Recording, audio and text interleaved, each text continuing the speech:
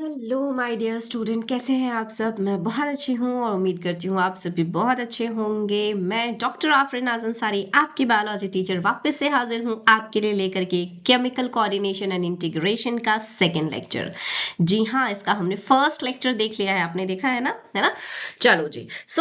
First lecture में हमने इस चैप्टर के फर्स्ट लेक्चर में हमने क्या क्या देखा। हमने देखा कि एंडोक्राइन सिस्टम में कौन कौन से ग्लैंड आपके आ जाएंगे, ग्लैंड की स्टडी को क्या कहते हैं, इनकी हिस्ट्री के बारे में हमने देखा। उसके बाद हमने देखा कि हार्मोन्स क्या होते हैं, क्या डिफरेंस है हार्मोन्स और एंजाइम में, क्या डिफरेंस है एंडोक्राइन एंड एक्सोक्राइन ग्लैंड में। और उसके बाद हमने स्टार्ट करा कि मैकेनिज्म कैसे, हार्मोन का जो एक्शन है उसका क्या मैकेनिज्म है, ये कैसे काम करते हैं, कितने टाइप के हार्मोन्स हो सकते हैं। और साथ ही साथ हमने स्टार्ट किया एक एक करके सारे एंडोक्राइन ग्लैंड के बारे में पढ़ना, जिसमें हमने सबसे पहले पढ़ाई किया था किसके बारे में, सो पिट्यूटरी ग्लैंड पढ़ा था। एंड मैंने कहा था कि पिट्यूटरी ग्लैंड को आपको बहुत अच्छे से पढ़कर आना है। क्यों? क्योंकि पिट्यूटरी ग्लैंड जो है वो बहुत ज्यादा रिलेटेड है आपके हाइपोथैलेमस से। क्यों भाई? क्योंकि पिट्यूटरी ग्लैंड को हम कहते हैं master gland and hypothalamus is known as master of master gland. तो मास्टर को तो जानना पड़ेगा ना बच्चे, तब तो हम मास्टर के मास्टर को पहचान पाएंगे।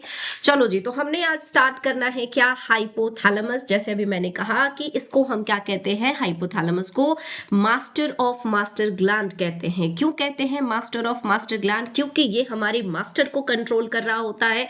मास्टर कौन? Pituitary gland. क्लियर है? अब ये मास्टर को कंट्रोल कैसे कर रहा होता है, कहाँ लोकेटेड है बच्चा? तो हमने बात किया था कि ये जो हाइपोथैलेमस है आपके फोर ब्रेन का पार्ट होता है ना।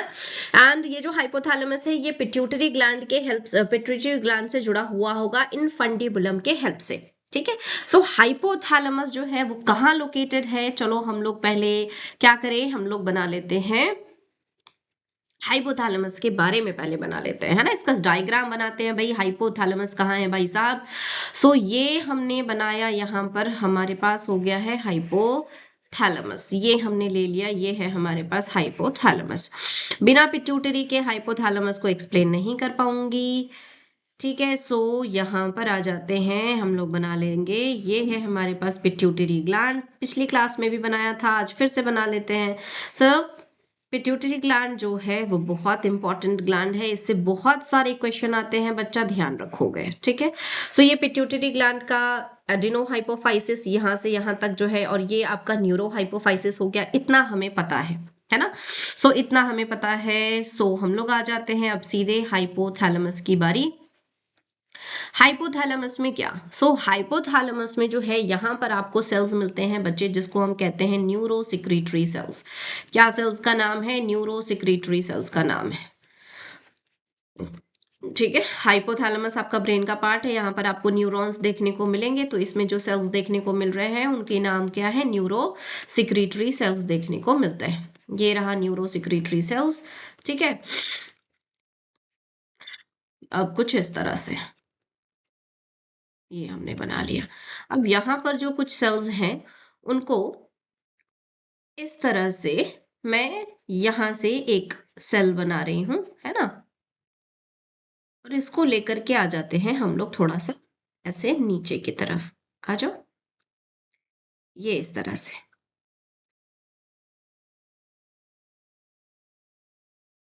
ये है क्या बच्चा? न्यूरॉन ही होगा, है ना। ये उसका साइटोन वाला पार्ट है, ये उसका एक्सॉन वाला पार्ट है। ठीक है। डबल लेयर बना दो एक्सॉन को। ये हमने बना लिया, ये हमारे पास एक्सॉन वाला पार्ट है।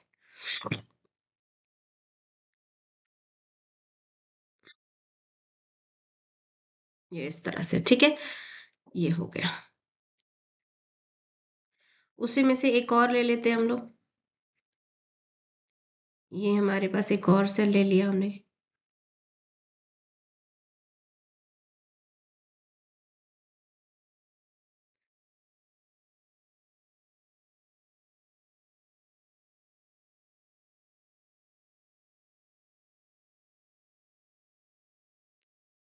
ठीक है।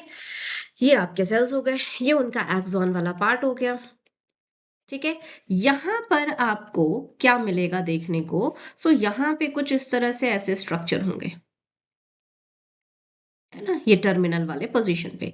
इनको हम कहते हैं हेरिंग्स बॉडी, इनको हम कहेंगे हेरिंग्स बॉडी। ठीक है ना। प्लस यहाँ पर कुछ और भी सेल्स आपको होंगे, उस सेल्स का नाम क्या है, पिट्यूटरी साइट्स। यहाँ पर कुछ आपको सेल्स ऐसे देखने को मिलते हैं जिन सेल्स का नाम क्या है, पिट्यूटरी साइट्स। ठीक है। अब क्या इसी तरह का सेल जो है, न्यूरॉन जो है, वो आपको यहां भी देखने को मिलेगा, एडिनो हाइपोफाइसिस वाले रीजन में भी देखने को मिलेगा? Answer is no. सो इस तरीके का अरेंजमेंट जो है यहां पर देखने को मिलता है। अब यहां पर आ जाते हैं कि हाइपोथैलेमस की हम बात कर रहे हैं, है ना।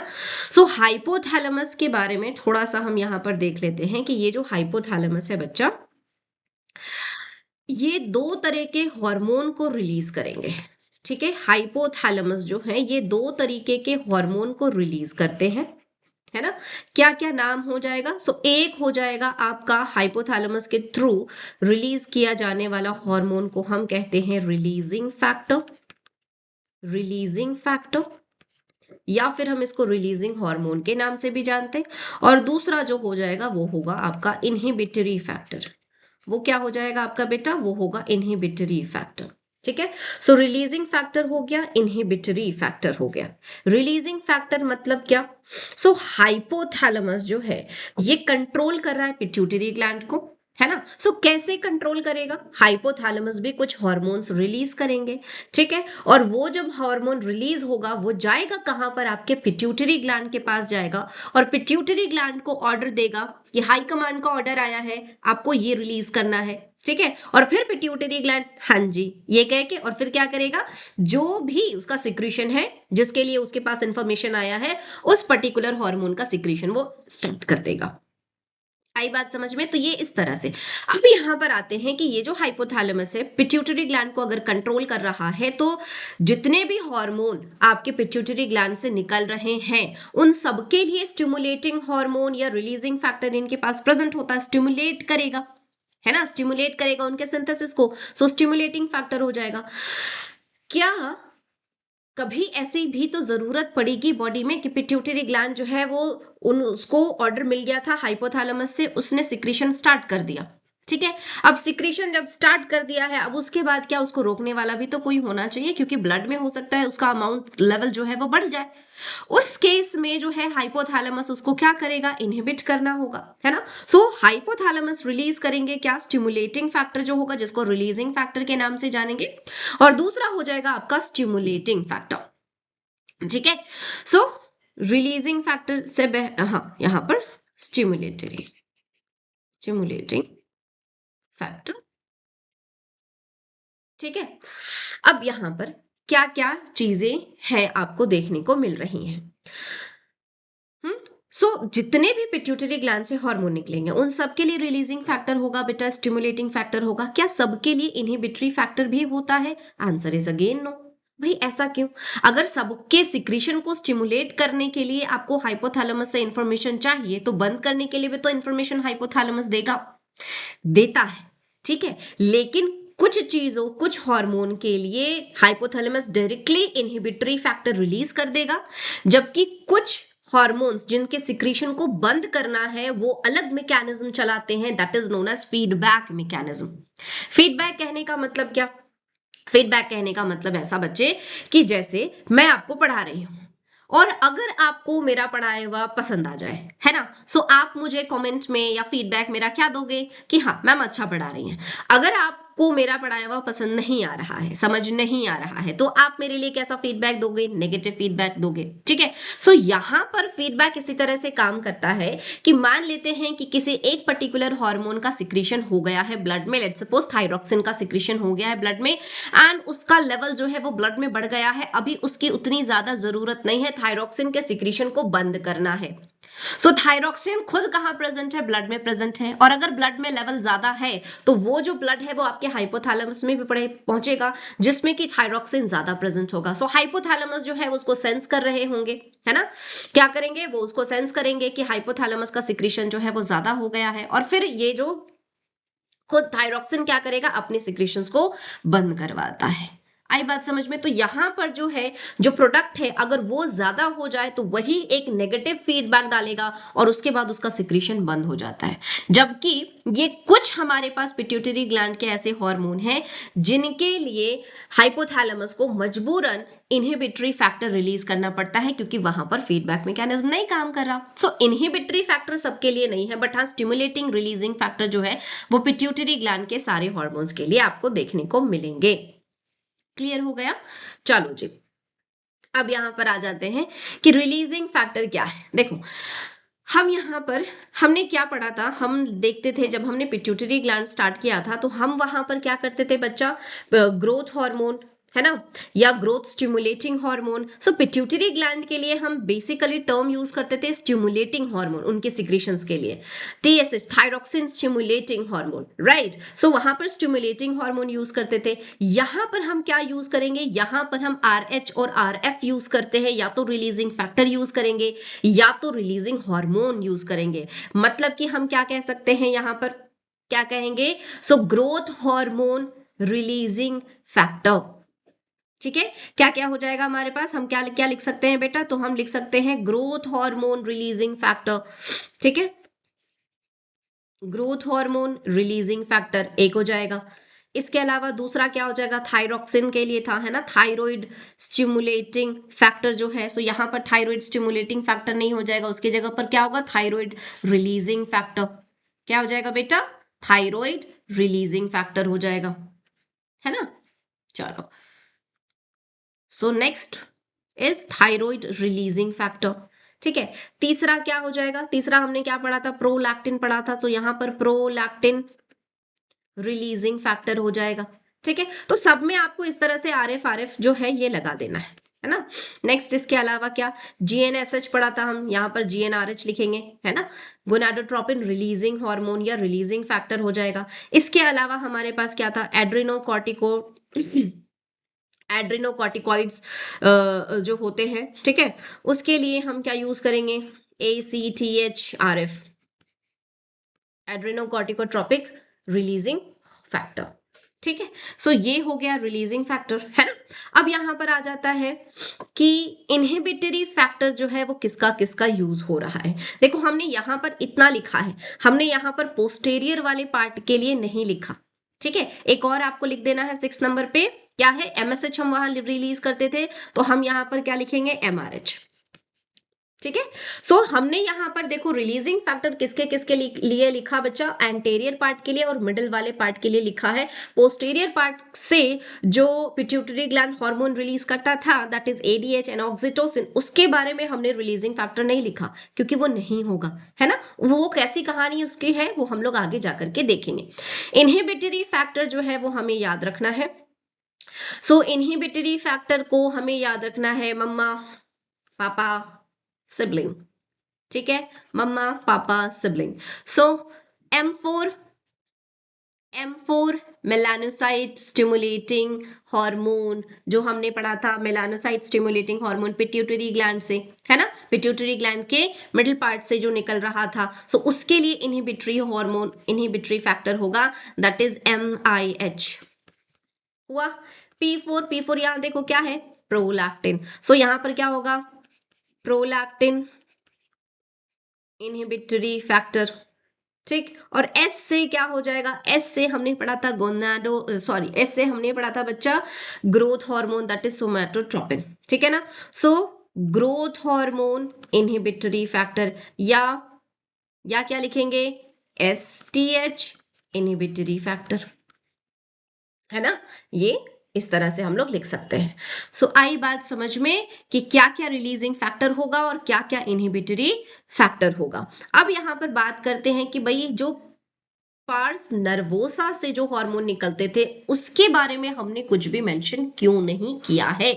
सो उसके बारे में मेंशन इसलिए नहीं किया क्योंकि वो हम लोग अभी जो है उसके बारे में देखने वाले हैं। अब यहां पर देख लो, हमने हाइपोथैलेमस में क्या बनाया, सो हमने लिखा है कुछ neuro secretory cells. So this is what, this is the neuro secretory cells, neuro secretory cells. ठीक है ना, जो सिक्रीट करेंगे हार्मोन एंड ऑल, उन्हीं को हम कह रहे हैं न्यूरोसेक्रेटरी सेल। ये हो गया आपका हेरिंग बॉडी हमने बना दिया, ये एक्सॉन हो गया, ये पिट्यूटरी साइट हो गया। ठीक है, हेरिंग बॉडी एक्चुअल में क्या करेगा बच्चा, ये स्टोर करेगा आपके हार्मोन को। ठीक है, और पिट्यूटरी साइट क्या करेगा, ये आपको स्टिमुलेट करेगा कि हेरिंग बॉडी अपने जो हार्मोन स्टोर किए हुए हैं उसको रिलीज करे। So stimulate to release hormone which is stored in Herring body. ठीक है, अब इसके अलावा क्या, तो यहां पर हम लोग देख लेते हैं पहले पार्स नर्वोसा वाला पार्ट के लिए हम देख लेते हैं। हाँ मुझे पता है सबसे ज्यादा आपको दिक्कत वहां हो रही है कि भाई ऐसा क्यों हो रहा है। तो देखो बेटा होता क्या है, यहाँ पर होता ये है बच्चे कि ये जो आपका जो हमने सेल बनाया, ये जो हमने न्यूरॉन बनाया है ना, सो पार्स नर्वोसा के लिए जो हार्मोन है दैट इज व्हाट, वो था हमारे पास एडीएच, और क्या था, और था हमारे पास वेसोप्रेसिन। नहीं, एडीएच और वेसोप्रेसिन कैसे, सॉरी एडीएच का ही तो दूसरा नाम है वेसोप्रेसिन, है ना। एडीएच और क्या था, ऑक्सीटोसिन। ठीक है, सो ये जो दो हार्मोन है बच्चे, ये बनेगा कहां पर, ये बनता आपका कहां पर है बेटा, ये बनेगा आपके हाइपोथैलेमस में। सो ये जो दो हार्मोन है ये सिंथेसाइज कहां होगा, हाइपोथैलेमस में सिंथेसाइज होगा, और हाइपोथैलेमस में सिंथेसाइज हो करके वो जो है ये इस एक्सॉन के थ्रू, है ना, इस एक्सॉन के थ्रू वो जो हार्मोन है वो ट्रांसपोर्ट होगा। सो एक्सॉन जो है यहां पर क्या कर रहा है, ट्रांसपोर्ट एडीएच एंड ऑक्सीटोसिन। ठीक है, ये इनका ट्रांसपोर्टेशन कर रहा है, और फिर वो वहां से आकर के इनके जो हेरिंग्स बॉडी है उसमें स्टोर होकर के रह जाएंगे।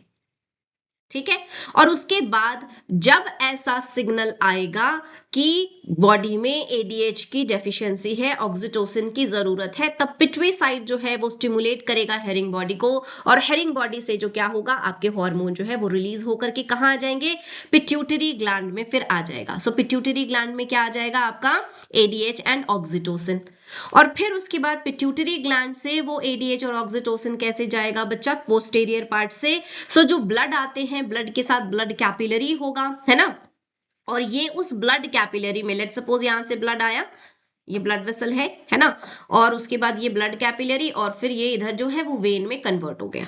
सो ये रहा हमारे पास क्या, ये है हमारे पास ब्लड कैपिलरी। ठीक है, यहां से होगा क्या, ये जो ब्लड है वो नरिशमेंट वगैरह प्रोवाइड करने के लिए आया है, वो पिट्यूटरी ग्लैंड के पोस्टीरियर पार्ट को नरिशमेंट वगैरह प्रोवाइड करेगा, ऑक्सीजन देगा, कार्बन डाइऑक्साइड लेगा, और साथ ही साथ क्या हो जाता है कि इस पोस्टीरियर पार्ट में जो यहाँ पर आपका एडीएच एंड ऑक्सीटोसिन आ गया था वो यहां से इसमें डाल दिया जाएगा ब्लड कैपिलरीज में, और उस तरह से वो ब्लड में पहुंच गया, और ब्लड में पहुंच गया मतलब पूरे बॉडी में पहुंच गया। समझ आया, मतलब एडीएच और ऑक्सीटोसिन ये जो हार्मोन है बच्चे, ये आपके हाइपोथैलेमस ही बनाते हैं, और सिर्फ पिट्यूटरी ग्लैंड उसको स्टोर करके रखता है, और जब जरूरत पड़ता है वहां से रिलीज कर दिया जाता है। आई बात समझ में, इसीलिए एडीएच और ऑक्सीटोसिन के लिए हम अलग से रिलीजिंग फैक्टर ये सारी चीजें नहीं पढ़ रहे थे। क्लियर हुआ। अब यहाँ पर बात हम करेंगे कि हाइपोथैलेमस के जो पार्ट है जो कि आपके एडिनोहाइपोफाइसिस को कंट्रोल कर रहा है, वहां पर इस तरीके का नहीं मिलता फंक्शन। सो वहां पे क्या ये आपका anterior part of pituitary gland hypothalamus के थ्रू कंट्रोल नहीं किया जाता, बिल्कुल नहीं, वो भी कंट्रोल होता है। लेकिन फिर ये कैसे कंट्रोल होगा, अब इसको कंट्रोल कैसे किया जाता है वो देखने के लिए हम लोग जो है यहाँ पर आ जाते हैं और लेते हैं आपके ये देखो हमने क्या लिया, हमने लिया यहाँ पर ये रहा आपके पास ब्लड का वेसल्स, है ना, ये ब्लड वेसल हो गए। ठीक है, ये ब्लड वेसल को हमने इस तरह से ऐसे, ये ब्लड वेसल जो है ये आपका डिवाइड हो गया, किस में डिवाइड हो गया बच्चे, ब्लड कैपिलरी में। किस में डिवाइड हो गया, ये है आपका ब्लड कैपिलरी। ये ब्लड आया किस लिए, नरिशमेंट वगैरह प्रोवाइड करने के लिए, ऑक्सीजन वगैरह देने के लिए, सब कुछ उसने सप्लाई कर दिया। ठीक है, और उसके बाद फिर ये जो ब्लड है ये किस में कन्वर्ट हो गया, वेन में कन्वर्ट हो गया। किस में कन्वर्ट हो गया बच्चा, ये जो है ये आपका ब्लड वेन में कन्वर्ट हो गया। ठीक है, अब ये वेन को कहाँ जाना चाहिए था, हार्ट के पास। वेन, बहुत सारे वेन्स आपस में जुड़ेंगे, फिर सुपीरियर और इंफीरियर वेना केवा बनेंगे, और फिर उसके बाद वो हार्ट में चले जाएंगे। बट यहाँ पर ये जो वेन है ये कन्वर्ट नहीं होता है, वो उसके साथ कनेक्ट नहीं होगा आपके वेना केवा के साथ, बजाते कि ये यहाँ पर क्या हो जाएगा, ये फिर से वापस से टूट जाएगा एक ब्लड कैपिलरीज में। इसको फिर से क्या किया जाता है, इसको कन्वर्ट कर दिया जाता है ब्लड कैपिलरी में। ये वापस से ब्लड कैपिलरी में कन्वर्ट हो गया। ठीक है, ये हमने कन्वर्ट कर लिया ब्लड कैपिलरी, ये है ना। ये किस में हमने कन्वर्ट कर लिया बच्चे, ये हमने ब्लड कैपिलरी में इसको कन्वर्ट कर लिया। और फिर उसके बाद जो है ये आपका वेन बन जाएगा, और ये वाला जो वेन है ये आपके वेना केवा नॉल में कनेक्ट हो जाएगा। अब ये इस तरह से, लेकिन हमारा नॉर्मल सर्कुलेटरी सिस्टम तो इस तरह से काम नहीं करता। हमारे में क्या होता है, आर्टरी होता है, फिर ब्लड कैपिलरी होता है, फिर वेन होता है ना। लेकिन हमने इस तरह का सर्कुलेशन भी पढ़ा है जिसको हम कहते हैं portal circulation. And in case of human being हमारे पास दो टाइप का पोर्टल सर्कुलेटरी सिस्टम देखने को मिलता है। एक होता है, क्या होता है, एक होता है हेपेटिक पोर्टल सिस्टम जो कि हमारे इंटेस्टाइन एंड लिवर में देखने को मिलेगा, उन दोनों के बीच में देखने को मिलेगा। और दूसरा होता है हाइपोफिजियल पोर्टल सिस्टम। हाँ जी बिल्कुल, हाइपोफिजियल पोर्टल सिस्टम यही है जो यहां पर आपको देखने को मिल रहा है। ठीक है, सो इसमें हुआ क्या बेटा, इसमें हुआ क्या, पहले आप ये समझ लेते हैं हम लोग यहाँ पे कि सबसे पहले ये यहाँ से आया, इसने अपना जो भी इसको देना था, नरिशमेंट वगैरह देना था, इसने उसको दे दिया। ऑक्सीजन कार्बन डाइऑक्साइड जो देना था दे दिया, कार्बन डाइऑक्साइड वगैरह ले लिया। और इसी साथ ही साथ यहाँ पर क्या हुआ है कि हाइपोथैलेमस के पास सिग्नल आ चुका था कि अभी उनको रिलीज करना है टीआरएच। क्या रिलीज करना है, हम लोग यहाँ पर टीआरएच का एग्जाम्पल ले लेते हैं ना। हाइपोथैलेमस को रिलीज करना है टीआरएच। तो इन्होंने क्या किया है, यहां पर इन्होंने टीआरएच बनाकर रखा हुआ है। अब जैसे ही ये ब्लड कैपिलरी आया, ब्लड कैपिलरी जो है वो बहुत ही थिन होता है, सो ये टीआरएच जो है वो आ गया इस ब्लड के अंदर, आ गया। अब वो जो टीआरएच है वो आगे जाएगा, है ना, आगे जाएगा, ये जो आपका वेन ठीक है तो वेन ही है ना। सो इस वेन के थ्रू वो आगे गया और वो टीआरएच कहां पहुंचा वापस से, क्योंकि ये ब्लड कैपिलरी में टूट गया तो ये टीआरएच इस ब्लड कैपिलरी में पहुंचा, और उसके बाद वो टीआरएच पहुंच गया आपके पिट्यूटरी ग्लैंड में। कहां पहुंच गया बच्चा, पिट्यूटरी ग्लैंड में पहुंच गया। सो यहां पर आपने देखा कि हाइपोथैलेमस का जो पार्ट, जो एंटेरियर पार्ट को कनेक्ट कर रहा है, वहां पर वो अपने हार्मोन को ब्लड के थ्रू पहुंचा रहा है, जबकि पोस्टेरियर पार्ट में एक्सॉन जो है, जो आपका न्यूरॉन है ना, उनके थ्रू ही डायरेक्टली पहुंचा दिया जा रहा है। क्लियर है, ठीक है। अब यहां पर टीआरएच पहुंच गया। अब टीआरएच पहुंचने के बाद जैसे ही टीआरएच पहुंचा तो ये तो कमांड लेकर के आया था, इसने पिट्यूटरी ग्लैंड को बोला कि देखो भाई आपको क्या बनाना है, क्योंकि मैं आया हूं तो आपको बनाना क्या होगा आपको तो पता ही है। सो हाँ जी, मुझे बनाना है, आपके प्रेजेंस में मुझे बनाना होता है टीएसएच। तो पिट्यूटरी ग्लैंड क्या करेंगे, टीएसएच बनाएंगे। और फिर ये टीएसएच जो है, ये जो है वो जो टीएसएच बनेगा, वो टीएसएच आपके ब्लड के थ्रू, ये टीएसएच आपके ब्लड के थ्रू बाहर निकलेगा। और कहां जाएगा, तो ये टीएसएच जाएगा आपके थायराइड ग्लैंड के पास, है ना, थायराइड ग्लैंड के पास जाएगा। और थायराइड ग्लैंड जो है जैसे ही वो टीएसएच को देखेगा वो डर जाएगा, क्योंकि थायराइड ग्लैंड को बोला हुआ है कि टीएसएच आए तो आपको थायरॉक्सिन मतलब T3 एंड T4 बनाना है। थायरॉक्सिन एक्चुअल में T4 को बोलते हैं। सो T3 एंड T4 बनाना है, और थायराइड ग्लैंड ने T3 T4 बना दिया। और उसके बाद T3 T4 जो है वो बन गया है, इसका जो काम है वो अपना फंक्शन परफॉर्म करेगा। क्लियर है। सो यहां पर हाइपोथैलेमस जो है ना वो इस तरह से कंट्रोल कर रहा होता है आपके anterior part of pituitary gland को। अब यहां पर आ जाओ, इस वेन को हम क्या कहेंगे, this vein is known as portal vein. ठीक है, क्योंकि ये पोर्टल सिस्टम में काम कर रहा है, देखो अलग से देख रहा है, यहाँ पर टीआरएच यहाँ रिलीज हुआ था, उसको कलेक्ट किया और उसको ही ट्रांसपोर्ट कर रहा है ना। सो ये पोर्टल वेन। अब इस पोर्टल वेन का नाम क्या, हाइपोफिजियल पोर्टल वेन। ठीक है। सो हाइपोथैलेमस जो है उसके एडिनोहाइपोफाइसिस इस तरह से कंट्रोल किए जाएंगे, हाइपोथैलेमस एडिनोहाइपोफाइसिस को इस तरह से कंट्रोल करेगा एंड न्यूरोहाइपोफाइसिस को ऐसे कंट्रोल करेगा। आई होप अब आपको ये चीज समझ आ गया हो। अब हम लोग पढ़ लेते हैं कि क्या लिखा है, hypothalamus connect the nervous system to the endocrine system via neurosecretory cells to adenohypophysis. Indirect control है ये, है ना। एडिनोहाइपोफाइसिस एंड न्यूरोहाइपोफाइसिस में आपने क्या देखा कि यहां पर इनडायरेक्ट कंट्रोल है। इनडायरेक्ट कंट्रोल कहने का मतलब कि आपको हाइपोफिजियल पोर्टल सिस्टम का हेल्प लेना पड़ रहा है हाइपोथैलेमस के सिक्रीशन को एडिनोहाइपोफाइसिस तक पहुंचाने के लिए, तो ये इनडायरेक्ट कंट्रोल है। ठीक है, यहां से रिलीज हो रहे releasing factor and inhibitory factor दोनों ही यहां से रिलीज किए जाएंगे। न्यूरोहाइपोफाइसिस जो है ये डायरेक्ट कंट्रोल है, एक्सॉन के थ्रू जो है जो भी सिंथेसाइज हुआ है एडीएच एंड ऑक्सीटोसिन उसको भेज दिया जाता है पोस्टीरियर पार्ट में, वहां पर वो स्टोर हो जाएगा हेरिंग्स बॉडी के अंदर और फिर उसको जब जरूरत पड़ती है तो वहां से रिलीज कर दिया जाता है। चलो सो अब बताओ मुझे कि क्या आपको ये सारी चीजें समझ में आ गई।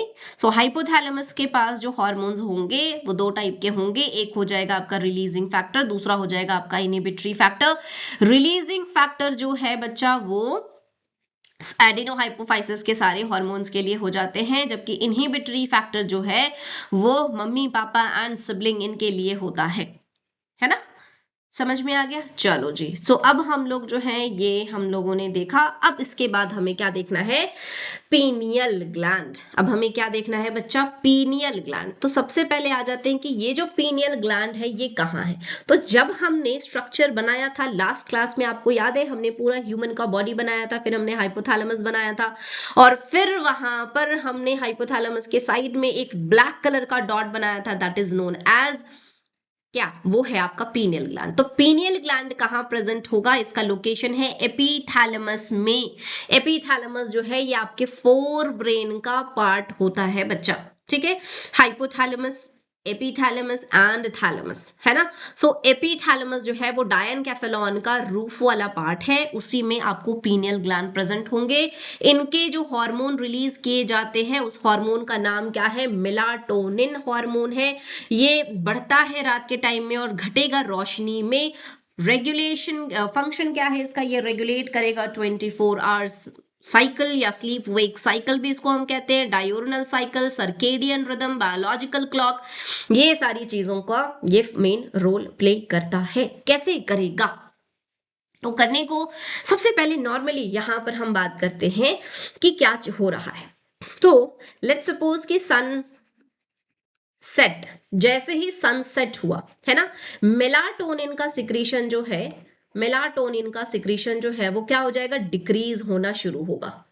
ठीक है, मेलाटोनिन का सिक्रीशन डिक्रीज होना शुरू हो गया और लगभग रात के 12-1 बजे तक, ठीक है, 12-1 बजे तक क्या होगा बेटा, आपका मेलाटोनिन जो है वो अपने, सॉरी सॉरी सॉरी सॉरी बच्चे, जैसे ही सनसेट होता है बेटा मेलाटोनिन का सिक्रीशन डिक्रीज नहीं इंक्रीज होता है ना। जैसे ही सनसेट हुआ मेलाटोनिन का सिक्रीशन इंक्रीज होना शुरू हुआ और रात के 12 से 1 बजे के बीच में आपके ये मेलाटोनिन का जो सिक्रीशन है ये पीक को पहुंच जाएगा, हाईएस्ट होगा, ठीक। और इसीलिए जब इसका सिक्रीशन बहुत ज्यादा होता है तो हम क्या होते हैं, हम गहरी नींद में होते हैं, हम साउंड स्लीप कर रहे होते हैं। इस टाइप पे हम क्या करेंगे, साउंड स्लीप करेंगे। उसके बाद फिर क्या होगा, जैसे जैसे सुबह होने लगेगा, सनराइज होने लगेगा, है ना, सनराइज होने लगेगा, सो मेलाटोनिन का सिक्रीशन जो है ये क्या होगा, ये बच्चे आपका घटने लगेगा। एंड यही दोपहर के 12-1 बजे जब हम बात करेंगे ना, तो इस टाइम पे मेलाटोनिन का सिक्रीशन जो है वो सबसे कम होता है, ठीक, सबसे कम होगा। और इसी वजह से दोपहर में 12-1 बजे जो है वो हमारा नींद नहीं होता है, हम नींद में नहीं होते हैं। हाँ हाँ मुझे पता है बहुत सारे लोग ये सोच के हंस रहे होंगे, मैम हमें तो कभी भी सुला दो हम तो हमेशा सो जाते हैं। बिल्कुल ऐसा होता है, क्यों, क्योंकि हमारा ये जो है ना हमारा बॉडी, हम बहुत जल्दी किसी भी चीजों को अडेप्ट कर सकते हैं, सीख लेते हैं, ठीक है, और हमारा ब्रेन उस तरह से फंक्शन कर रहा होता है ना। अदरवाइज इन जनरल अगर हम लोग पीनियल ग्लैंड के फंक्शन की बात करते हैं तो वो इसी तरह से होता है, ठीक है। अब यहां पर आ जाते हैं कि क्या हुआ, इसीलिए यहां पे लिखा है ये इंक्रीज होता है डार्कनेस में और डिक्रीज होगा सनलाइट में, क्लियर है, ठीक है ना। नेक्स्ट इसके बाद ये इस तरह से काम कर रहा है, साथ ही साथ क्योंकि ये स्लीप वेक साइकिल को फिर रेगुलेट कर रहा है, इसका सिक्रीशन बढ़ा तो आपको नींद आएगी, इसका सिक्रीशन घटा तो आपको नींद नहीं आएगी, ये है, ठीक है। अब इसके अलावा जो है, क्या ये बस यही एक काम करता है, तो नहीं, इसके अलावा भी जो है ये कुछ और भी फंक्शन परफॉर्म करता है। जैसे हम लोग क्या क्या और लिख सकते हैं, सो ये जो है अदर फंक्शन, हम लोग क्या लिख रहे हैं, अदर फंक्शन इसका, है ना। तो ये इम्यूनिटी को बूस्ट करेगा, ये क्या करता है बेटा, ये इम्यूनिटी को बूस्ट करता है।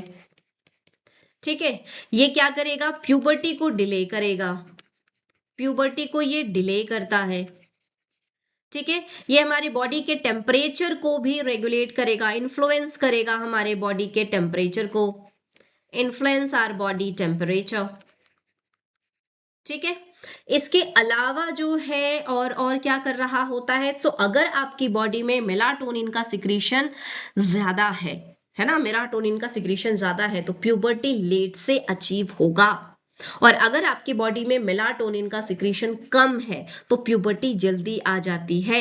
साथ ही साथ ये रेगुलेट करता है हमारे, रेगुलेट मेंस्ट्रुअल साइकिल को भी। ठीक है, इसके साथ साथ in case of lower vertebrate, किसकी हम बात कर रहे हैं, लोअर वर्टिब्रेट की हम बात कर रहे हैं, है ना। In case of lower vertebrates के साथ क्या होता है, ये आपके एंटागोनिस्टिक काम करता है, एंटागोनिस्टिक टू मेलानिन पिगमेंट। अब मेलानिन पिगमेंट क्या है बच्चा, सो मेलानिन पिगमेंट के बारे में हम जानते हैं, जो स्किन के कलर को देता है, जितना ज्यादा मेलानिन पिगमेंट उतना डार्कन स्किन का कलर, और जितना कम मेलानिन पिगमेंट उतना कम, उतना फेयर होगा। ठीक है, सो ये एंटागोनिस्टिक काम कर रहा होता है in case of lower vertebrate like amphibians and all. ठीक है, सो उसमें क्या होगा कि मेलाटोनिन अगर ज्यादा है तो लोअर वर्टिब्रेट का कलर कैसा होगा, लाइट होगा, जबकि अगर मेलाटोनिन कम है तो कैसा होगा, कलर जो है वो डार्क होता है। तो लोअर वर्टिब्रेट में ये पिगमेंटेशन के लिए भी काम कर रहा होता है। So this is all about the pineal gland. ठीक है, नेक्स्ट इसके बाद जो हम लोग पढ़ेंगे वो होगा हमारे पास थाइमस ग्लैंड। थाइमस ग्लैंड जो हमने बनाया था बच्चा, वो कैसा बनाया था, कुछ इस तरह से हमने एक स्ट्रक्चर बनाया था, है ना, कुछ इस तरह से स्ट्रक्चर बनाया था, और ये था हमारे पास थाइमस ग्लैंड। ये क्या था, ये था हमारे पास थाइमस ग्लैंड। ठीक है, और इस थाइमस ग्लैंड के लिए जो है कुछ कुछ चीजें, जैसे थाइमस ग्लैंड कहाँ पर प्रेजेंट होगा बेटा, तो यहाँ पर प्रेजेंट होता है हमारे स्टेरनम के पीछे प्रेजेंट होगा, बिहाइंड द स्टेरनम होगा। और हमारे स्टेरनम के पीछे क्या है, हमारा हार्ट है ना, हमारा हार्ट है, हमारे हार्ट का एओर्टा एंड ऑल, वो सारी चीजें हैं। सो ये रहा हार्ट और ये रहा स्टेरनम, इन दोनों के बीच में होगा, तो स्टेरनम के पीछे हो गया एंड हार्ट, और ये एओर्टा के वेंट्रल साइड में हो जाता है। तो थाइमस जो है ये कहाँ प्रेजेंट है, behind sternum on ventral side of the heart है। ठीक है, अब ये जो थाइमस है बच्चे, ये आपका क्या होगा, ध्यान रखना, ये प्राइमरी लिम्फॉइड ऑर्गन होते हैं बेटा। ये कैसे हैं, सो प्राइमरी लिम्फॉइड ऑर्गन के अंदर इनको रखे जाते हैं। प्राइमरी लिम्फॉइड ऑर्गन है जो हमारी बॉडी के इम्यून सिस्टम के लिए बहुत ही ज्यादा रिस्पॉन्सिबल है ना। इनके अंदर जो आपको लिम्फॉइड ऑर्गन वाले सेल्स देखने को मिलेंगे वो फैगोसिटिक नेचर के होते हैं। साथ ही साथ हम यहाँ पर बात कर रहे हैं एंडोक्राइन, तो इनके पास जो है ये एंडोक्राइनल जो सेल होंगे, इनके पास जो एंडोक्राइनल सेल होंगे उनका नाम है thymocyte, thymocyte, thymocyte. Endocrinal cell का नाम है थाइमोसाइट, और ये जो थाइमोसाइट है ये जिस हार्मोन को रिलीज करेंगे इसका नाम है थाइमोसिन। उसका नाम क्या है बच्चा, उसका नाम है थाइमोसिन। ठीक है, और ये जो थाइमोसिन है ये क्या करता है, सो हमारी बॉडी के कुछ सेल्स हैं, जैसे कि नाम है बी सेल, टी सेल, है ना। अब ये बी सेल टी सेल क्या है बेटा, सो आपको याद है जब आपने ब्लड सर्कुलेशन पढ़ा होगा, ठीक है, सो उसमें आपने देखा होगा क्या कि हमारे पास लिम्फोसाइट व नाम के सेल होते हैं, और वो जो लिम्फोसाइट नाम का सेल होता है ये बी सेल और टी सेल को बनाते हैं। ठीक है, ये बी सेल ऐसे भी नहीं याद आ रहा है, कोई बात नहीं, हमारी बॉडी में एंटीबॉडी बनता है, इतना तो सबको पता है। सो ये जो एंटीबॉडी बनाने वाले सेल है ना, this is the B cell. तो यही क्या करते हैं, एंटीबॉडी का फॉर्मेशन करते हैं। ये क्या करते हैं, एंटीबॉडी का फॉर्मेशन करते हैं। ठीक है, और टी सेल जो है ये क्या करेगा, सपोर्ट बी सेल, सपोर्ट करेगा बी सेल को, सपोर्ट बी सेल। ठीक है, अब ये जो दोनों सेल हैं, ये जो दोनों सेल है ये कहां बनेंगे, फॉर्मेशन कहां होता है, बोन मैरो में। फॉर्मेशन कहां होगा, बोन मैरो में, बोन मैरो में। दोनों का क्या हो रहा है, सिंथेसिस हो रहा है, फॉर्मेशन हो रहा है। ठीक है। बट बी सेल जो है बेटा ये बोन मैरो में बनेगा भी और मैच्योर भी वही होगा, लेकिन टी सेल को बोन मैरो कुछ खास पसंद नहीं है। बोन मैरो ने उसको बना तो दिया लेकिन उसको वहां रहने का मन नहीं है, तो वो कहते हैं मैं आपके पास मैच्योर नहीं होऊंगा, आप मुझे कुछ भी पढ़ा सिखा देते हो, ठीक है, मैं जा रहा हूं कहीं और, है ना। और ये जो टी सेल है उसको मैच्योर करने का काम किसका है, थाइमोसिन का है, ठीक है। सो ये जो है ये क्या करेगा, this thymosin hormone mature our T cell, और साथ ही साथ अगर टी सेल को मैच्योर कर रहा है और साथ ही साथ क्या करेगा, आपको सपोर्ट करेगा आपके बी सेल को, सपोर्ट बी सेल, ठीक है। सो ये इस तरह से हमारे इम्यून सिस्टम के लिए रिस्पॉन्सिबल है ना। बी सेल टी सेल बन गया तो एंटीबॉडी बना, तो कोई एंटीजन आया हमारी बॉडी में, पैथोजन आया, तो यही तो है जो उनको किल कर रहे हैं, ठीक है। अब यहाँ पर एक बहुत ही इंटरेस्टिंग सी चीज होती है, आपको पता है क्या, आपने अपने घर में देखा होगा अपने बड़ों को, अपने पेरेंट्स को, अपने ग्रैंड पेरेंट्स को, तो आप अपना कंपेयर करो अपने ग्रैंड पेरेंट्स के साथ, अपने दादा दादी, अपने नाना नानी के साथ, है ना। तो आप देखते होगे कि उनकी तबीयत थोड़ी सी ज्यादा खराब रहती है, उनका इम्यून सिस्टम वीक होता है। कभी आपने नोटिस किया कि आपके साथ ऐसा नहीं है लेकिन उनके साथ ऐसा क्यों हो रहा है? वो इसलिए बच्चे, क्योंकि बढ़ती उम्र के साथ क्या होता है, हमारे इम्यून सिस्टम वीक हो जाता है। लेकिन ऐसा क्यों, ऐसा हम क्या करते हैं, हाँ। तो ऐसा हमने कुछ नहीं किया हुआ होता है, ये जो एक्चुअल में थाइमस ग्लैंड है, इस ये अपना लार्जेस्ट साइज में पता है कब होता है, जब हमारा पैदाइश होता है, जब हमारा बर्थ होता है, ठीक है। और उसके बाद जैसे जैसे हमारा उम्र बढ़ता है इसका उम्र घटते जाता है और ये श्रिंक होते जाता है। ये कैसा होते जाता है बच्चा, ये जो है ये श्रिंक होते जाता है, हमारा उम्र बढ़ रहा है और ये क्या हो रहे हैं, इसका उम्र घट रहा है, मतलब ये कैसे हो रहे हैं, ये श्रिंक होते जा रहे हैं। इस कंडीशन को हम क्या कहते हैं, इस कंडीशन को हम कहते हैं एट्रोफीज। कहाँ लिखूं, कहाँ गया मेरा, ये रहा, एट्रोफीज। एट्रोफीज का मतलब है श्रिंक विथ एजिंग, इसका मतलब क्या है, श्रिंक विथ एजिंग,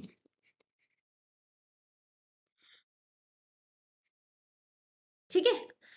सो क्योंकि थाइमस ग्लैंड जो है वो बढ़ती उम्र के साथ क्या हो गया, श्रिंक हो गया। अब जब ये श्रिंक हो गया है, सो बी सेल टी सेल जो है वो बहुत अच्छे से मैच्योर नहीं कर पा रहा है एंड ऑल, ये सारी चीजें हैं, तो हमारा इम्यून सिस्टम क्या हो गया, वीक हो गया।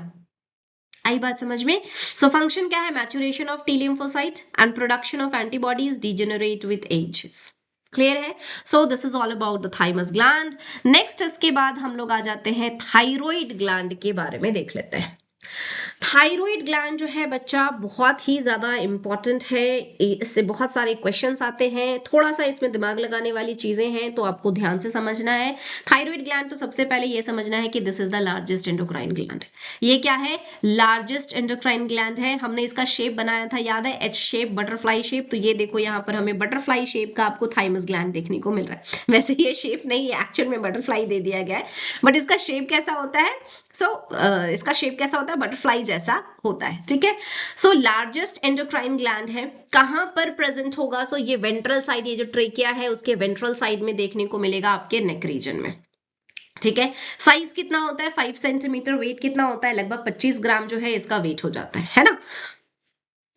अब हम लोग यहाँ पर अगर मैं बना लूं क्या, थायराइड ग्लैंड की बात कर लेते हैं। सो ये जो है देखो, ये हमने क्या बनाया बेटा, सो ये हमने बनाया है ट्रेकिया, ये हमने क्या बनाया, ट्रेकिया, ठीक है। और ऐसे हम सामने से देख रहे हैं, है ना। तो जब हम सामने से देखेंगे तो हमें क्या देखने को मिलेगा, उम्म, हाँ, सामने से जब हम देखेंगे तो हमें मिलेगा क्या, सबसे पहला तो ये एच शेप का हमने बना लिया, थायराइड ग्लैंड ये बना लिया इस तरह से, और फिर ये इस तरह से इसको कनेक्ट करेगा, है ना। और ये हो गया हमारे पास, ये है आपका थायराइड ग्लैंड। तो थायराइड ग्लैंड में बेसिकली आपको कितने लोब्स देखने को मिल रहे हैं, तो ये 2 लोब है, ठीक है। ये कितने लोब हैं, इसमें 2 लोब आपको देखने को मिल रहे हैं, है ना। और ये जो दोनों लोब हैं ये इस पार्ट से, ये देखो ये वाला जो पार्ट है ना, इस पार्ट को हम क्या कहते हैं, इसको हम कहते हैं इस्थमस, ठीक है। इसको हम क्या कहेंगे, इसको हम कहते हैं इस्थमस, ठीक है। और ये जो है ये क्या है, 2 लोब्स हैं, बाइलोब, ठीक है, ये जो दोनों लोब है ये आपका एंडोक्राइनल पार्ट है बेटा, ये एंडोक्राइनल पार्ट है, मतलब ये हार्मोन रिलीज करने वाला है। इस्थमस जो है बच्चा ये कनेक्शन है, ये जंक्शन है जो दोनों लोब को जोड़ रहा है, और ये नॉन एंडोक्राइनल पार्ट है, ध्यान रखना है, नॉन एंडोक्राइनल पार्ट है। ठीक है, अच्छा, अगर मैं इसी, ये हमने क्या देखा, ये हम सामने से देख रहे हैं, मतलब हम ये क्या देख रहे हैं बेटा, ये हम देख रहे हैं वेंट्रल व्यू, ये क्या हम देख रहे हैं वेंट्रल व्यू। अगर मैं डॉर्सल व्यू दिखाऊं तो कैसा दिखेगा, सो डॉर्सल व्यू जो है ना वो कुछ इस तरह से देखने को मिलेगा। ये आपका ट्रेकिया हो गया, ठीक है, ये आपका ट्रेकिया हो गया, है ना। और डॉर्सल व्यू में हमें देखने को मिलेगा ये एक लोब दिख जाएगा, ठीक है, और ये दूसरा लोब दिख जाएगा। क्या हमें यहाँ पर इस्तेमाल देखने को मिलेगा, नहीं, क्योंकि वो तो ऐसे प्रेजेंट है ना, सो पीछे से ये जंक्शन देखने को नहीं मिलेगा, तो हमें दो लोब देखने को मिलेगा। और इन दोनों लोबों में, इन दोनों लोब्स में हमें क्या देखने को मिलेगा, सो हमने पहले ही कहा था कि यहाँ पर आपको इस तरह से पैराथायरॉइड ग्लैंड जो है ये देखने को मिलते हैं। सो ये क्या है, ये है आपका डॉर्सल व्यू। ये क्या है बच्चा, ये है आपका डॉर्सल व्यू। ये क्या है, ये है आपका पाराथायरॉइड ग्लैंड।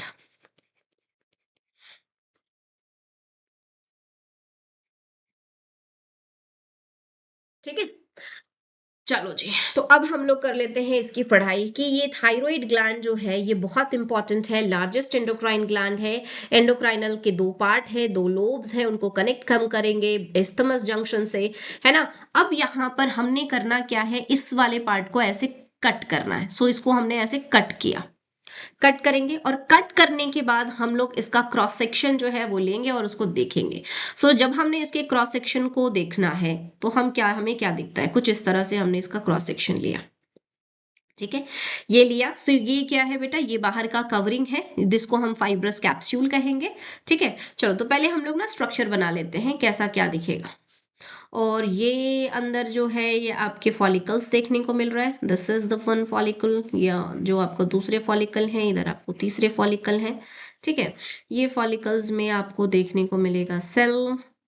सो इन फॉलिकल्स में ये आपको ये फॉलिक्यूलर सेल्स हो जाएंगे, जो कि क्यूबॉइडल शेप का होता है बेटा, आपको ध्यान रखना है। फॉलिक्यूलर सेल जो कि कैसा होगा, क्यूबॉइडल शेप का होता है, इससे क्वेश्चन आता है ना, क्यूबॉइडल शेप का एग्जाम्पल में।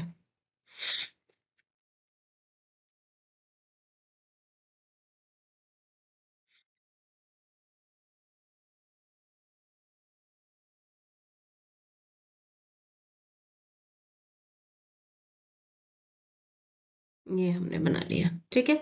न्यूक्लियस सेल है तो भाई न्यूक्लियस तो होगा, सब में दे देना है। ठीक है, ये हमने क्या बना लिया, फॉलिकल बना लिया। बाहर की कवरिंग को हम क्या कह रहे हैं बच्चे, फाइब्रस कैप्सूल कह रहे हैं। ठीक है, इसके अलावा कुछ आपको यहाँ पर जो है ना अलग से सेल्स देखने को मिलते हैं, जिसको हम कहते हैं पैराफॉलिक्यूलर सेल्स। ये इस तरह से आपको देखने को मिलेंगे कुछ सेल्स, जिसको हम क्या कहेंगे, पैराफॉलिक्यूलर सेल्स कहते हैं। ठीक है, ये इस तरह से पैराफॉलिक्यूलर सेल्स हो गए। ये जो अंदर है ये आपको कुछ खाली जगह देखने को मिल रहा है, जिसको हम कहते हैं कोलॉइड।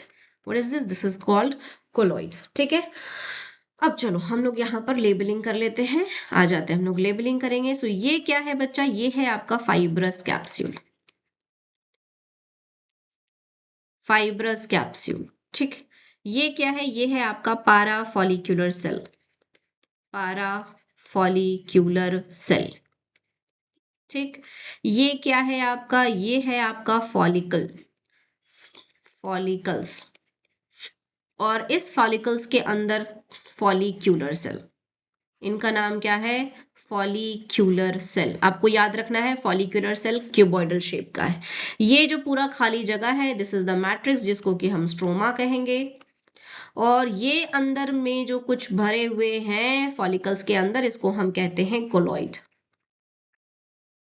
ठीक है, इसको हम क्या कह रहे हैं, कोलॉइड। सो ये क्रॉस सेक्शन हमने देखा है लोब्स का, जिसमें हमें बाहर से की जो कवरिंग है वो फाइब्रस का कैप्सूल मिल रहा है, जो कि कवरिंग है, प्रोटेक्टिव लेयर है ये। इसके अंदर हमें इस तरह से गोल गोल से स्ट्रक्चर देखने को मिलते हैं, जिसको हम फॉलिकल कहते हैं बच्चा। और ये जो फॉलिकल है उसके अंदर सेल्स आपको देखने को मिलता है, जिसको हम फॉलिक्यूलर सेल कहते हैं। और यही जो फॉलिक्यूलर सेल है बेटा, वो क्या करता है, जो हार्मोन है ना उसका सिक्रीशन करता है, T3 T4 का सिक्रीशन फॉलिकुलर सेल करता है, ठीक है। Stroma is the matrix, para follicular cell के थ्रू जो है वो आपको थायरोकैल्सिटोनिन नाम का हार्मोन रिलीज किया जाएगा। इसके अलावा जो कोलॉइड है ये इसके अंदर जो है वो थायरोग्लोबुलिन प्रेजेंट होता है। क्या प्रेजेंट होता है? थायरोग्लोबुलिन प्रेजेंट होगा, ठीक है।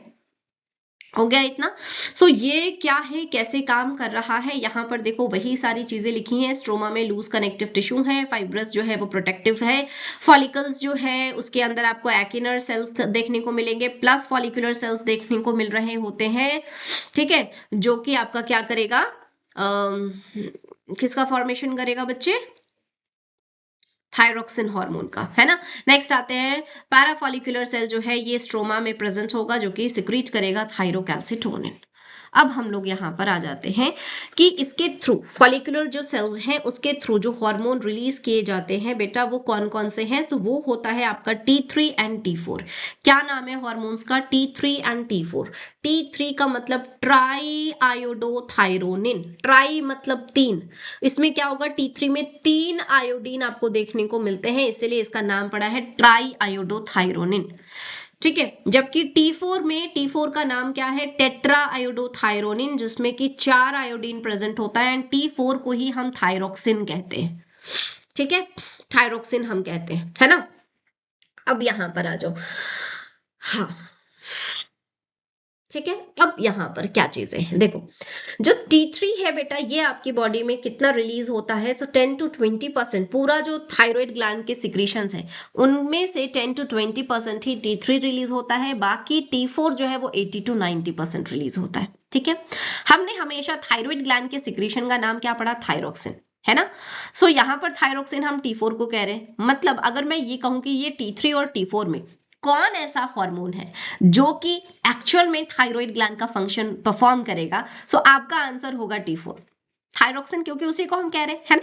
लेकिन ऐसा नहीं है, हमारी बॉडी में जो थायराइड हार्मोन है जो हमारी बॉडी के मेटाबॉलिक रेट को कंट्रोल कर रहा है, बहुत सारी चीजों को फंक्शन कर रहा होता है, वो कौन करेगा? वो करता है T3। भाई जब वो करता है तो आखिर T3 यहाँ पर 10 to 20% क्यों है, और T4 जिसका रोल नहीं है वो 80 to 90% क्यों है? वो इसलिए बच्चा क्योंकि T3 जो है वो ज्यादा दिनों तक हमारी बॉडी में स्टोर नहीं हो सकता। वैसे तो हम जानते हैं कि हार्मोन हमारी बॉडी में स्टोर नहीं होता, है ना, लेकिन थायराइड हार्मोन के जो सिक्रीशंस है ये वो हार्मोन है जो थोड़े दिनों के लिए हमारी बॉडी में स्टोर हो सकते हैं, ठीक है। लेकिन अब यहां पर आते हैं कि ये दो हार्मोन रिलीज कर रहा है T3 एंड T4। T3 बच्चा जो है ये सिक्रीट होने के बाद जो है इसको तुरंत ही इस्तेमाल करना पड़ता है, क्योंकि ये हमारी बॉडी में ज्यादा दिनों तक के लिए स्टोर नहीं हो पाएगा, ये हमारी बॉडी में ज्यादा दिनों तक के लिए स्टोर नहीं हो पाता है। अब जब ये स्टोर नहीं हो पाएगा, कितने दिन के लिए स्टोर हो सकता है, इसका लैग पीरियड क्या है? T3 का लैग पीरियड जो है T3 का जो है वो 2 से 3 दिनों तक हम इसको स्टोर कर सकते हैं, ठीक है। कितने दिनों तक स्टोर कर पा रहे हैं भाई? 2 से 3 दिनों तक स्टोर कर पा रहे हैं, है ना। सो क्या हुआ कि बना लिया हमने T3, ठीक है, और वो स्टोर हुआ नहीं, ज्यादा बन गया है, अब क्या होगा? स्टोर हुआ नहीं तो ये वेस्ट हो जाएगा। क्या ये हमें चाहिए? नहीं, हमें ये नहीं चाहिए। तो हम क्या बनाते हैं? ज्यादा से ज्यादा T4। क्यों? क्योंकि इसका जो लैग पीरियड है, इसको जो स्टोर किया जाता है हमारी बॉडी में वो 8 से 10 दिन, तो ये हमने बना लिया, T4 हमने बना लिया, 8 से 10 दिन ये स्टोर हो गया है। T3 हमने बनाया था, 2 से 3 दिन में वो खत्म हुआ। अब ये T4 जो है इसको हम कन्वर्ट कर सकते हैं इन T3। कैसे? सो T4 में 4 आयोडीन, एक आयोडीन को हटा दो तो T3 बन गया, T3 बन गया, है ना। और फिर वो जो मेन आपका फंक्शन है थायराइड ग्लैंड का वो रोल परफॉर्म करेगा, और ये जो है एक स्टिमुलेटिंग मैकेनिज्म की तरह भी काम करता है कि जैसे ही हमने आयोडीन T4 में से एक आयोडीन निकाला, वो गया कहाँ? वो ब्लड में गया, और ये जाकर के सिग्नल देता है आपके हाइपोथैलेमस को कि T3 जो है वो इस्तेमाल हो रहा है, वो कंज्यूम हो रहा है, तो और सिक्रीशन करना है। आई बात समझ में? सो इस तरह से T4 जो है, क्योंकि इसका लाइफ टाइम ज्यादा होता है तो इसको हमने ज्यादा बनाया, उसको स्टोर करके रखा, और जब जरूरत पड़ता है हम T4 में से आयोडीन हटाते हैं, T3 में कन्वर्ट करते हैं, और T3 से हम सारे फंक्शन को परफॉर्म करवा लेते हैं। बताओ जी। ठीक है, और ये कहाँ होगा? ये होता है एट टारगेट ऑर्गन, जहां पे जरूरत है वहां पर ही हम T4 को मतलब T3 में कन्वर्ट करते हैं। बताओ, क्लियर हो गया? अब इसके बाद हम आ जाते हैं कि भाई ये जो हमारा थायराइड ग्लैंड है ना, बहुत इंपॉर्टेंट है, बहुत सारा फंक्शन परफॉर्म कर रहा है। तो क्या क्या फंक्शन ये परफॉर्म करता है? तो सबसे पहले ये हमारे बॉडी के बीएमआर को रेगुलेट करता है। बीएमआर मतलब बेसल मेटाबॉलिक रेट। इसका मतलब क्या? इसका मतलब ये है बच्चे कि लेट्स सपोज कि अगर हम बात करें कि हमारी बॉडी है ना, और मैं अपनी बात कर लूं, हमारी बॉडी है, ठीक है, और मेरी बॉडी को एक दिन में अपने सारे फंक्शन को परफॉर्म करने के लिए एनर्जी की जरूरत कितनी है? तो 1700 किलो कैलोरी, 1700 किलो कैलोरी की जरूरत है मेरी बॉडी को डेली। ठीक है, और 1700 किलो कैलोरी लेट्स सपोज कि मुझे मिल जाता है 5 रोटी खाने से। तो मैं 5 रोटी खाऊंगी दिन भर में, मेरी बॉडी का सारा फंक्शन परफॉर्म हो जाएगा। ठीक है, एंड साथ ही साथ वो 5 रोटी से जो एनर्जी निकलेगा वो सारा इस्तेमाल हो जाएगा। मैं मोटी होंगी, ना मैं थिन रहूंगी, मैं फिट रहूंगी। आ रही है बात समझ में? है ना? अब यहाँ पे हम इसको थोड़ा सा लेते हैं कि हमारे बॉडी का बीएमआर घट गया। लेट्स सपोज कि थायराइड ये सही से सिक्रीट नहीं हुआ, बीएमआर क्या हो गया? घट गया।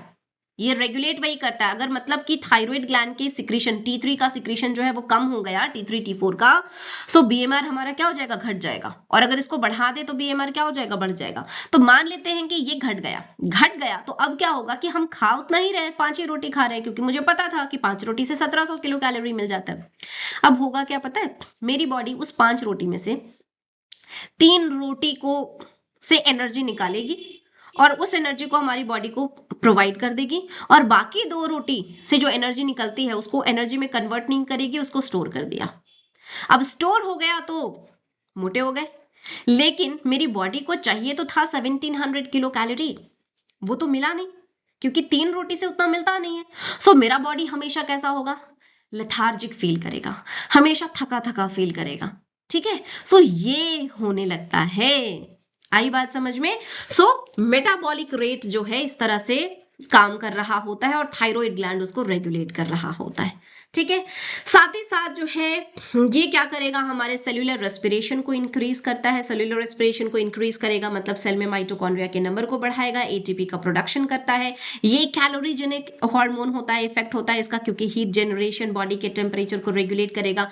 हमारे हार्ट रेट को बढ़ा रहा होता है, कहने का मतलब रेगुलेट कर रहा होता है। अगर घट गया है तो बढ़ाकर उसको नॉर्मल कर देगा, है ना? ये है मतलब यहाँ पर कार्डियक आउटपुट को नॉर्मल करेगा, ब्लड प्रेशर को, सब चीजों को ठीक करेगा। साथ ही साथ ये हमारे आरबीसी का फॉर्मेशन, एरिथ्रोपोइटिन के लिए रिस्पॉन्सिबल होता है, मेंटल, फिजिकल, सेक्सुअल ग्रोथ के लिए रिस्पॉन्सिबल होता है, हमारे ब्रेन के डेवलपमेंट के लिए जो है ये रिस्पॉन्सिबल होता है। बताओ, इतना समझ में आ गया? ठीक है, प्रोटीन का एनाबॉलिज्म ये करेगा, कैल्शियम एंड फास्फोरस का एब्जॉर्प्शन ये करेगा, रेगुलेट करेगा हमारे मेंस्ट्रुअल साइकिल को। सो यहाँ पर और भी लिख देती हूँ मैं, क्या करेगा ये? प्रोटीन का एनाबॉलिज्म करेगा। ठीक है, रेगुलेट करेगा मेंस्ट्रुअल साइकिल को, रेगुलेट कर रहा है आपके मेंस्ट्रुअल साइकिल को, और क्या कर रहा है? Helps in erythropoiesis, helps in erythropoiesis. ठीक है, एंड इसके साथ साथ क्या करता है? कैल्शियम एंड फास्फोरस के एब्जॉर्प्शन के लिए भी रिस्पॉन्सिबल है। ये सारा जो है ये आपके थायराइड के हार्मोन का फंक्शन हो गया। अब आ जाते हैं, हम देख लेते हैं इससे होने वाले डिसऑर्डर, है ना? सो डिसऑर्डर में क्या हो रहा है? सबसे पहले तो यहाँ पे समझते हैं बच्चा कि ये जो थायराइड हार्मोन है इनका सिक्रीशन अगर बचपन से ही कम है किसी की बॉडी में तो क्या हो सकता है? मतलब पैदाइशी ही अगर थायराइड हार्मोन काम नहीं कर रहा, थायराइड ग्लैंड काम नहीं कर रहा, थायराइड हार्मोन का सिक्रीशन नहीं हो रहा है ना, तब उस केस में जो है वो क्या होगा? सो उस केस में जो बच्चे होते हैं बच्चा, वो देखना आप मेंटली रिटार्ड होंगे, उनके सेक्स ऑर्गन का डेवलपमेंट नहीं होता है। ठीक है, वो डेफ होंगे, वो बोल नहीं पाएंगे। सो ये सारी चीजें आपको देखने को मिलती हैं। ठीक है, चलो जी, सो अब हम लोग आ जाते हैं इसके डिसऑर्डर की हम बात करेंगे। तो पहला है कि अगर इसका सिक्रीशन कम हो रहा है तो भी देखेंगे, ज्यादा हो रहा है तो भी देखेंगे। सो अगर कम सिक्रीशन है तो एक हो जाता है आपका simple goitre due to iodine की डेफिशिएंसी से हो रहा है ना। किस वजह से हो रहा है? आयोडीन की डेफिशिएंसी हो गई है। अब आयोडीन की डेफिशिएंसी है, साथ ही साथ यहाँ लिखा है ग्लैंड्स इनलार्ज हो रहे हैं। भाई इसका क्या मतलब? इसका मतलब ये है, नॉर्मली आप समझो, ठीक है, क्या होता है कि ये जो है दो तरीकों से, वैसे ये आपके कोर्स में नहीं आएगा लेकिन हाँ समझाने के लिए मैं बता देती हूँ कि कैसे ये काम करता है। दो तरीकों से होता है। एक तो प्रॉब्लम क्या हो सकता है कि थायराइड ग्लैंड, मतलब एक हो सकता है कि आपका टीएसएच पिट्यूटरी सही से काम ना कर रहा और टीएसएच रिलीज ही ना हो रहा, कम रिलीज हो रहा है। तो इसमें क्या थायराइड ग्लैंड का प्रॉब्लम है? नहीं, थायराइड ग्लैंड का तब प्रॉब्लम नहीं है। टीएसएच क्या प्रॉब्लम है? टीएसएच रिलीज नहीं हो रहा तो थायराइड ग्लैंड बेचारा क्या करे, है ना।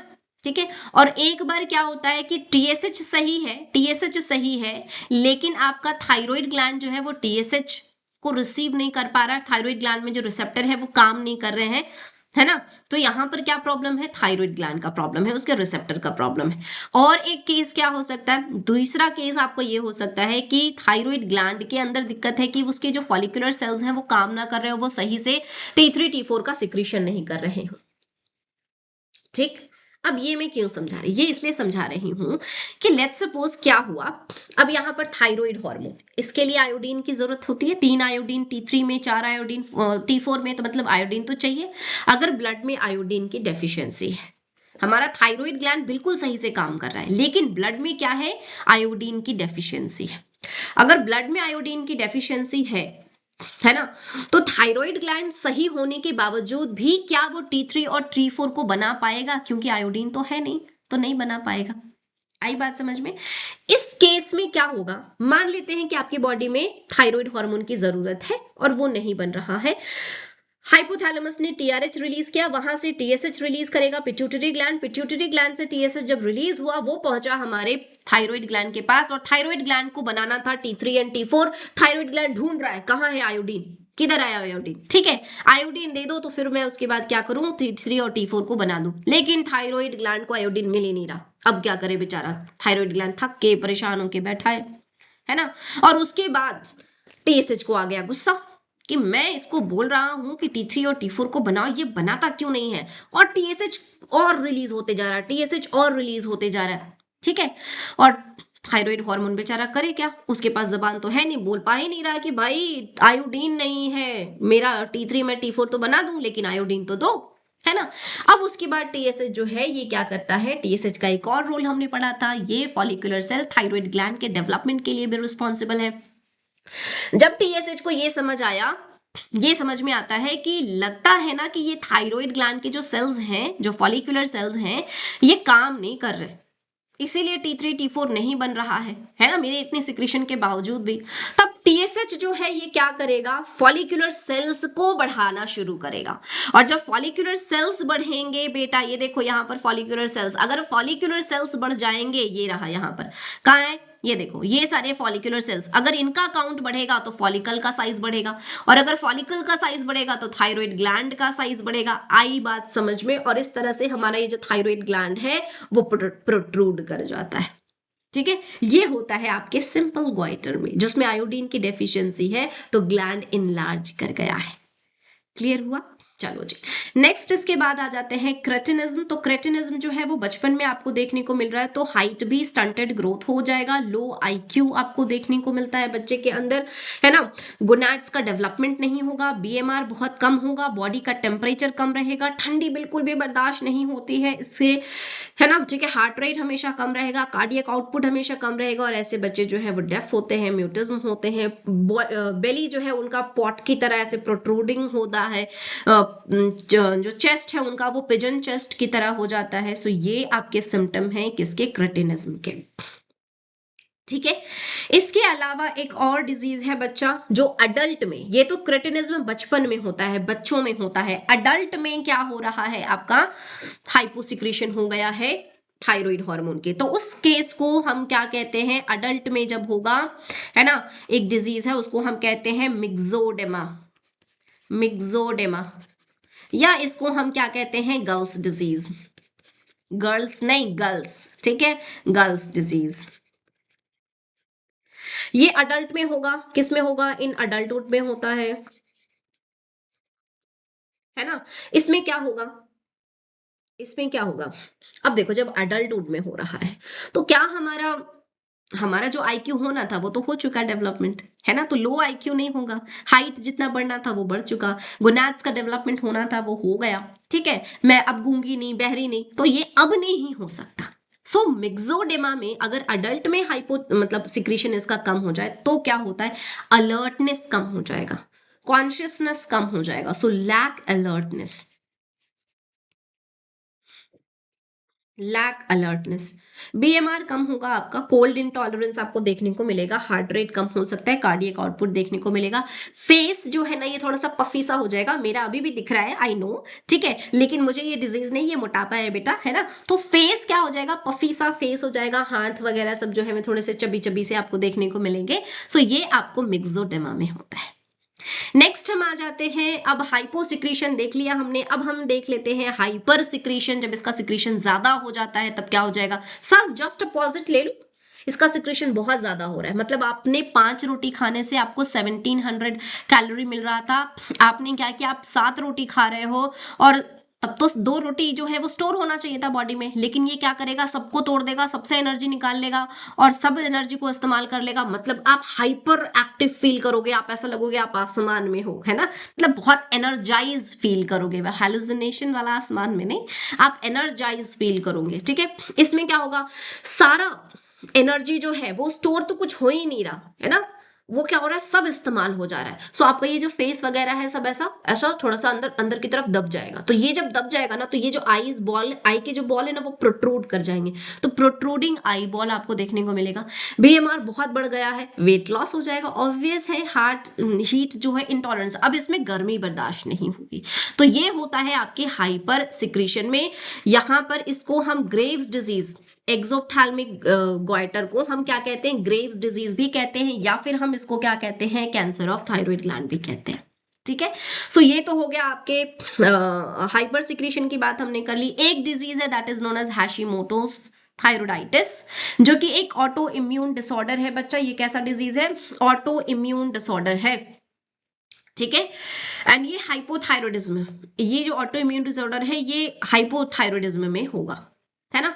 चलो, तो ये हमने थायराइड ग्लैंड की बात कर ली, नहीं थायराइड ग्लैंड की नहीं, थायराइड हार्मोन की बात कर ली। थायराइड ग्लैंड में हमारे पास एक और ग्लैंड होता है, वो है पैराथायराइड ग्लैंड, नहीं एक और चीज है बच्चा, ये चीज छूटा हमारे पास, यहां पर देखो कि हमने ये जो सेल्स देखा था पैराफॉलिक्यूलर सेल, हमने क्या देखा था, ये देखो ये हमने देखा था पैराफॉलिक्यूलर सेल जो कि स्ट्रोमा में प्रेजेंट होते हैं, और ये रिलीज करते हैं एक हार्मोन जिसका नाम है थायरोकैल्सिटोनिन, और ये ब्लड में कैल्शियम के लेवल को घटाएगा, क्या करेगा, it decreases the calcium level in blood, ठीक है। थायरोकैल्सिटोनिन को हम लोग थायराइड ग्लैंड के साथ पढ़ेंगे तो बहुत अच्छे से समझ में आ जाता है ना। सबसे पहले आते हैं कि पैराथायराइड ग्लैंड, पैराथायराइड ग्लैंड की बात हम करेंगे, कहाँ प्रेजेंट है, तो आपके थायराइड ग्लैंड के पीछे प्रेजेंट है, फाउंड ऑन डोर्सल सर्फेस, हम लोग लिख लें क्या, found on dorsal surface of thyroid gland,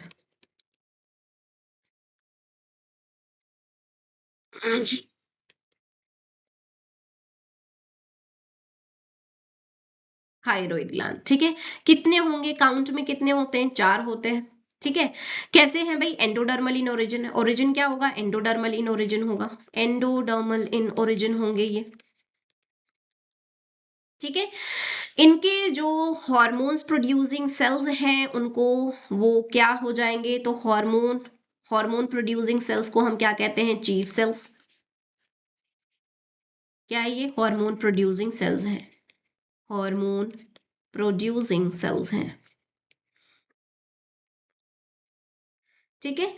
और ये जो चीफ सेल्स हैं ये जिस हार्मोन को सिक्रीट करते हैं उसको हम कहते हैं पैराथॉर्मोन, पैराथॉर्मोन, या हम इसको क्या कहते हैं, कॉलिप्स हार्मोन, या हम इसको क्या कहेंगे बच्चा, कॉलिप्स हार्मोन कहते हैं, ठीक है, हम क्या कह रहे हैं इसको, कॉलिप्स हार्मोन कह रहे हैं। ये क्या करता है, ये थायरोकैल्सिटोनिन के अगेंस्ट काम करता है। मतलब इसका फंक्शन जो है, इट इंक्रीजेस, क्या है, increases the blood calcium level. कैसे, कैसे करेगा, और ब्लड में अगर कैल्शियम के लेवल को बढ़ा रहा है मतलब हाइपर कैल्शियम के लिए, कैल्से किसमें, ब्लड में, सो मिया, हाइपर कैल्सीमिया ये कॉज करेगा। ठीक है, ब्लड में कैल्शियम के लेवल को बढ़ाएगा।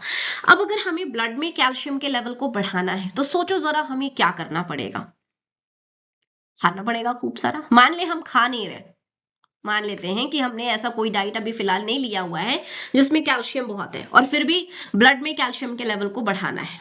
ठीक है, सो पैराथायरॉइड क्या करेगा, पैराथायरॉइड भाई जहां जहां पर कैल्शियम स्टोर है वहां से वो उसको निकालेगा। मतलब ये आपके बोन जो कि रिजर्वॉयर है आपके कैल्शियम को, वहां से वो कैल्शियम को निकाल लेगा। ठीक है, उसके अलावा और क्या कर सकता है, यूरिन के थ्रू हम एक्स्ट्रा अमाउंट ऑफ कैल्शियम को रिमूव कर देते हैं, है ना। तो ये क्या करेगा, कैल्शियम का रीएब्जॉर्प्शन कराएगा किडनी के थ्रू, है ना। और जब कैल्शियम का रीएब्जॉर्प्शन होता है बच्चा, तो एक्सचेंज में फास्फोरस को हमें निकालना पड़ता है, ये आप ध्यान रखोगे। सो पैराथॉर्मोन जो है, पैराथायरॉइड ग्लैंड जो है, जो पैराथॉर्मोन है ना, ये क्या करेगा, कैल्शियम का रीअब्जॉर्प्शन करेगा from kidney tool, from kidney tubule and by exchanging of what, phosphorus. साथ ही साथ ये क्या करेगा, डीमिनरलाइज, डीकैल्सिफिकेशन करेगा आपके बोन्स को और वहां से कैल्शियम को रीअब्सॉर्ब करेगा, वहां से कैल्शियम को एब्सॉर्ब करेगा। साथ ही साथ क्योंकि ये थायरोकैल्सिटोनिन के अगेंस्ट काम करता है, तो अगर ये ज्यादा सिक्रीट हो रहा है मतलब कि ये इनहिबिट करेगा आपके थायरोकैल्सिटोनिन के सिक्रीशन को। समझ आ गई बात।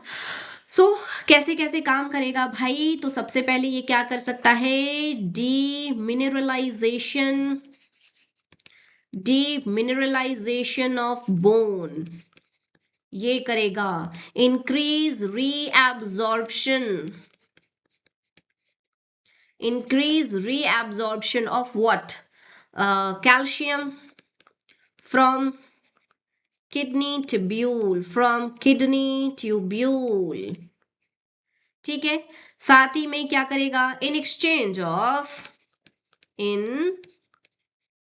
एक्सचेंज ऑफ व्हाट, फॉस्फोरस, है ना।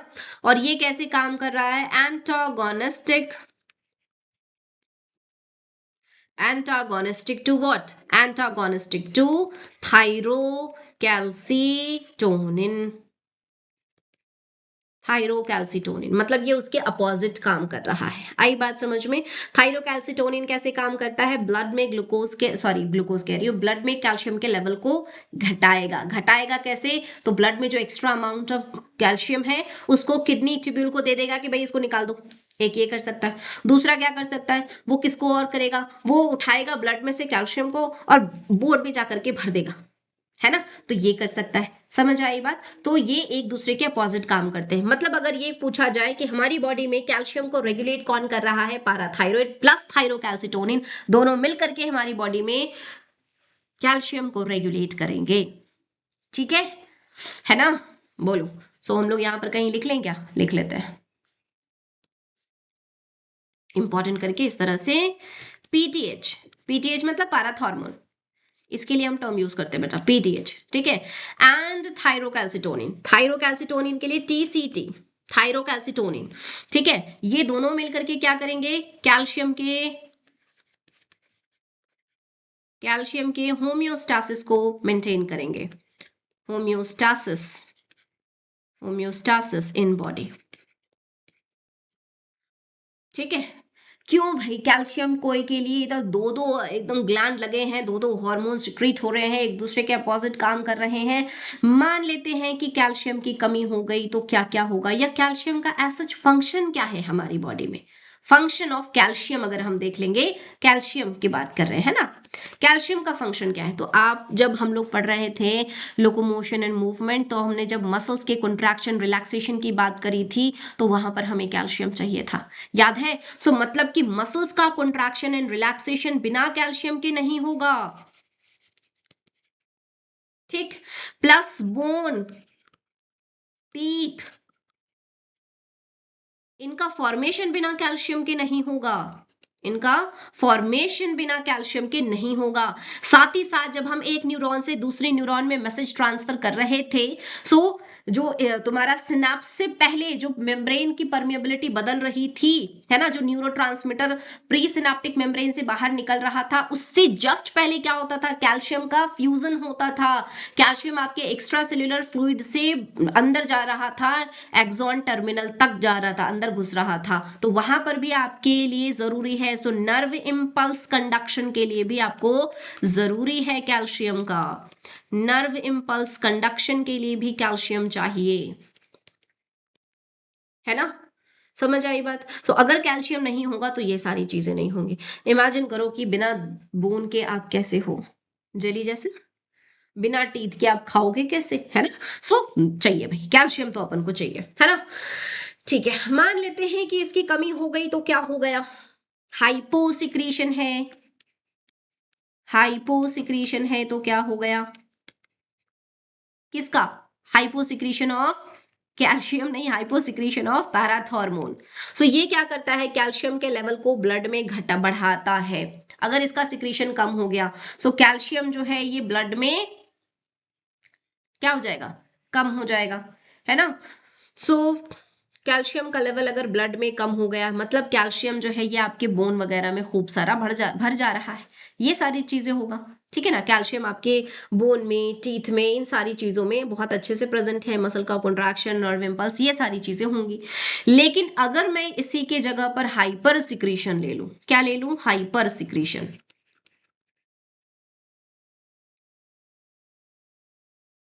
Hyper secretion of parathormone.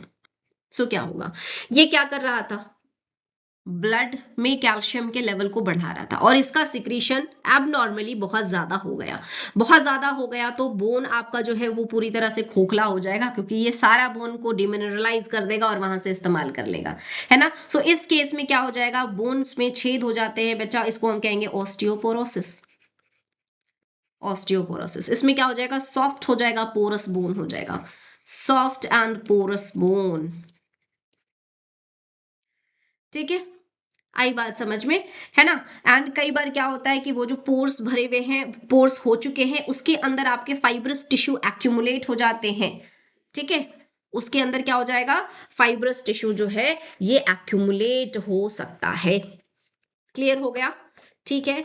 और कुछ यहां पर साथ ही साथ ये कैल्शियम जो है ये बहुत ज्यादा हो गया है, ब्लड में कैल्शियम बढ़ गया है, सो किडनी को ज्यादा से ज्यादा कैल्शियम को रिमूव करने की जरूरत पड़ेगी, तो किडनी के ऊपर लोड बढ़ेगा, सो रिस्क होता है किडनी स्टोन का, रिस्क ऑफ किडनी स्टोन, इसमें क्या होगा, किडनी स्टोन का भी रिस्क हो जाता है, ठीक है। सो ये हमने कंप्लीट कर लिया है पैराथायरॉइड ग्लैंड। आज हमने क्या देखा, सबसे पहले हमने देखा है हाइपोथैलेमस, फिर हमने देखा है पीनियल ग्लैंड, फिर हमने देखा है थाइमस ग्लैंड, फिर हमने देखा है थायराइड ग्लैंड, और फिर हमने कंप्लीट करा पैराथायरॉइड ग्लैंड। सो हमने आज बहुत सारी चीजें जो है वो देख ली हैं, आप होप वो आपको समझ में आ गया होगा, ठीक है।